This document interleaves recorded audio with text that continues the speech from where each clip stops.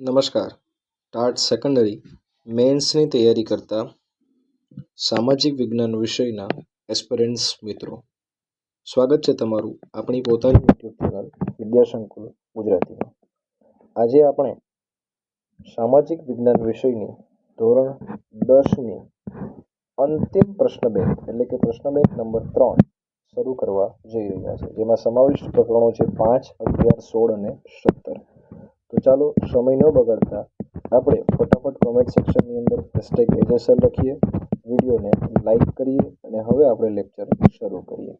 મિત્રો, આવતીકાલ સુધીમાં અથવા તો સન્ડે સુધીમાં તમને તમામ પ્રશ્ન બેંકો આપણી ટેલિગ્રામ ચેનલમાં મળી જશે, જેથી ખાસ મેળવી લેવી. તો ચાલો શરૂ કરીએ આપણો લેક્ચર.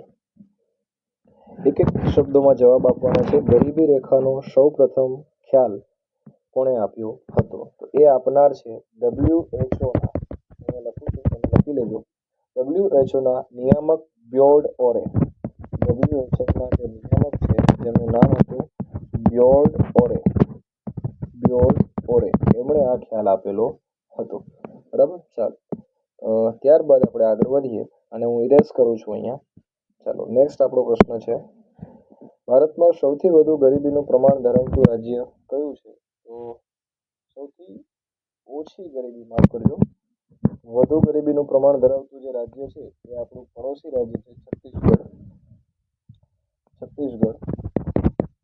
અને સૌથી ઓછી ગરીબી ધરાવતું રાજ્ય જે છે એ ગોવા છે.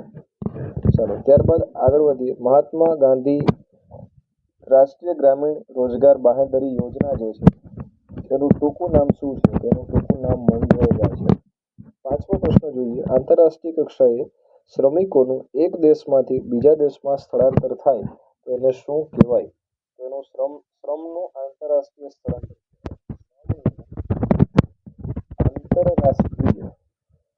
શ્રમનું આંતરરાષ્ટ્રીય સ્થળાંતર કહેવાય.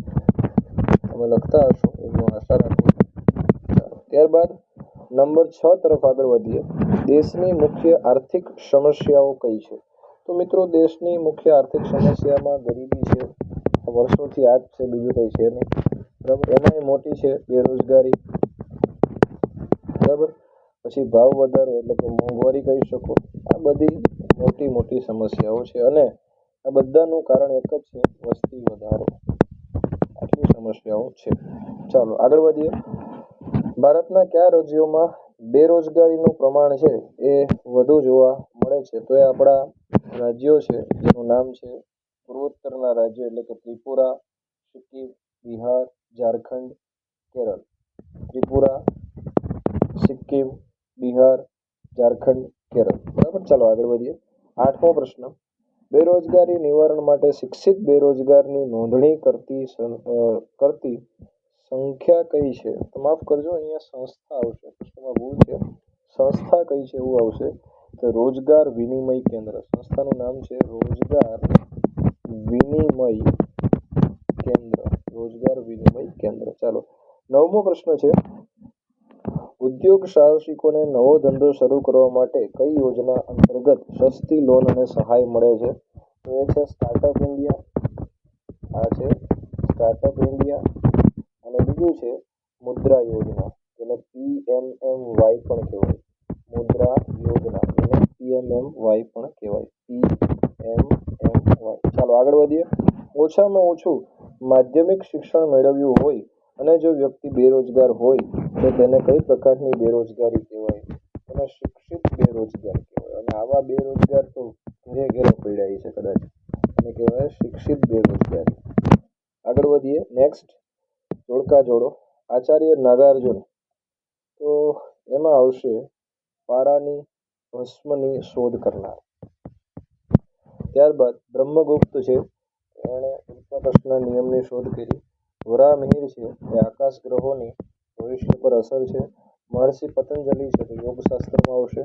5મો નંબર છે ભાસ્કરાચાર્ય, સરવાળા બાદબાકીનું સંશોધન. આપસ્તંભ છે, વૈદિક યજ્ઞો માટે વેદીઓનું પ્રમાણ આવશે અહીંયા. શકમુનિ છે, શકમુનિ અથવા તો કશ્યપ ઋષિ જેને કહેવાય, એ કાળગણના એટલે કે વૈદિક કાળ અને કાળશાસ્ત્રના એ શોધક છે.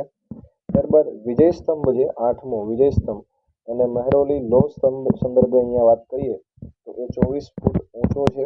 આર્યભટ્ટ છે, આર્યભટ્ટ તો એ ગણિત શાસ્ત્રના પિતા કહેવાય અને વાત્સ્યાયન છે એ કામસૂત્રના પિતા કહેવાય. ચાલો આગળ વધીએ. નેક્સ્ટ ખરા ખોટા જણાવવાના છે. ધાતુ શિલ્પો બનાવવાની પરંપરા 10મી અને 11મી સદીમાં વિકાસ પામી. સાચી વાત.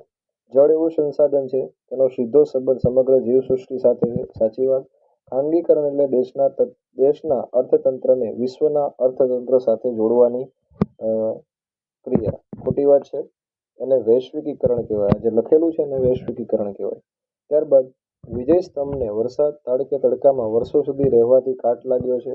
ના, એને આજ દિન સુધી કાટ લાગ્યો નથી. પૃથ્વી પોતાની ધરી પર ફરે છે તથા ચંદ્રગ્રહણનું સાચું કારણ પૃથ્વીનો પડછાયો છે, જેને વિદ્વાનો અજરભર નામથી સંબોધતા હતા. ના, આ ખોટું છે. આચાર્ય આર્યભટ્ટે આ સાબિત કર્યું હતું. બરાબર છે. ચાલો નેક્સ્ટ આગળ વધીએ. ખાલી જગ્યાઓ આપણે પૂરવાની છે.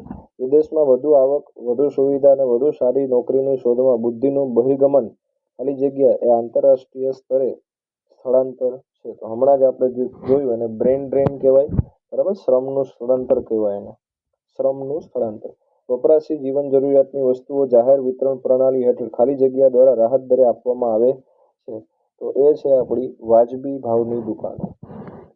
ત્યારબાદ બ્રાભ્રવ્ય પાંચાલે રચેલો ગ્રંથ કયો છે? તો એ છે પ્રજનન શાસ્ત્ર. વાહ. ચોથો પ્રશ્ન છે. આંકડાની પાછળ શૂન્ય લગાવીને લખવાની પ્રક્રિયાની શોધ ખાલી જગ્યા ઋષિએ કરી હતી.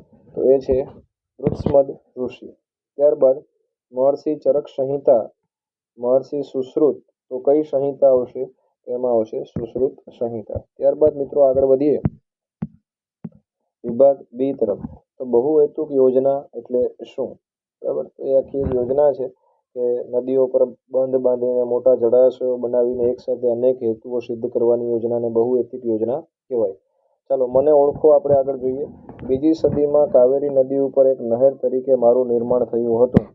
તો એને ભવ્ય ગ્રાન્ડ એનિકટ તરીકે ઓળખવામાં આવે. અહીંયા લખી દઉં છું ભવ્ય, બરાબર, ગ્રાન્ડ એનિકટ અથવા તો કલ્લનઈ પણ કહેવાય. ગ્રાન્ડ એનિકટ અથવા તો કલ્લનઈ પણ કહેવાય. પછી 1882માં ઉત્તર પ્રદેશમાં એક નહેર તરીકે મારું નિર્માણ કરવામાં આવ્યું હતું. એને પૂર્વીય યમુના નહેર કહેવાય. પૂર્વીય યમુના નહેર, યમુના નદીના કિનારે. બરાબર. ચાલો આગળ વધીએ. જળ સંકટની સમસ્યા માટે કયા કારણો જવાબદાર છે? આડેધડ પાણી વાપરીએ. બરાબર. રોકડિયા પાકોનું વધે વાવેતર, શહેરીકરણ, બદલાતી જીવનશૈલી, ભૂગર્ભ જળનો અવિવેક વપરાશ અને ઔદ્યોગિક કચરાનો જળ દ્વારા પ્રદૂષણ વગેરે વગેરે.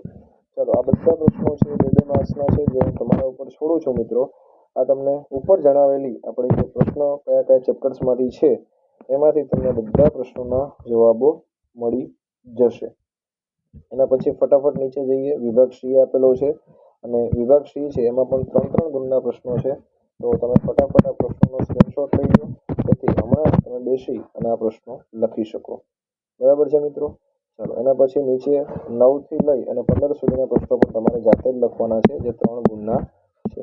ચાલો ફટાફટ મિત્રો આગળ વધીએ વિભાગ ડી તરફ. તો જુઓ વિભાગ ડી ની અંદર આપણને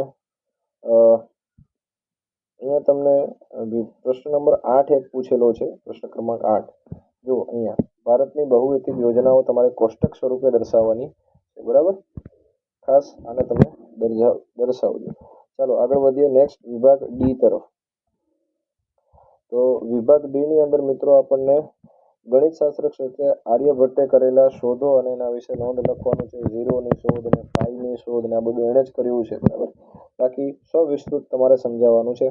વાસ્તુશાસ્ત્ર વિશે તમારે વિશેષ નોંધ આપવાની છે. બરાબર. ચાલો એના પછી ચિત્રો આપ્યા છે મિત્રો. તો પ્રથમ ચિત્ર તમે જુઓ ને તો એ મહર્ષિ સુશ્રુત છે. બરાબર. મહર્ષિ સુશ્રુત. હા, શલ્ય ચિકિત્સા અથવા તો સર્જરીના પિતા કહેવામાં આવે છે એને. બરાબર છે. વાડકાપના સાધનો અને તૂટેલા હાડકાં અને 125થી વધુ ધારદાર સાધનોની શોધ કરી હતી. અને જો જમણી બાજુનું ચિત્ર જુઓ તો મહર્ષિ ચરકનું ચિત્ર છે. મહર્ષિ ચરકનું ચિત્ર છે. બરાબર. તેમણે ચરક સંહિતા નામનો ગ્રંથ લખ્યો છે. તેમાં 2000થી વધુ ઔષધિઓને વગેરે વગેરે આપેલું છે.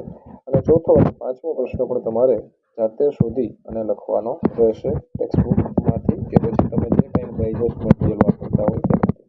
તો મિત્રો અહીંયા આપણે લેક્ચર પૂરા કરીએ છીએ. મળીશું હવે અવનવા લેક્ચર્સમાં.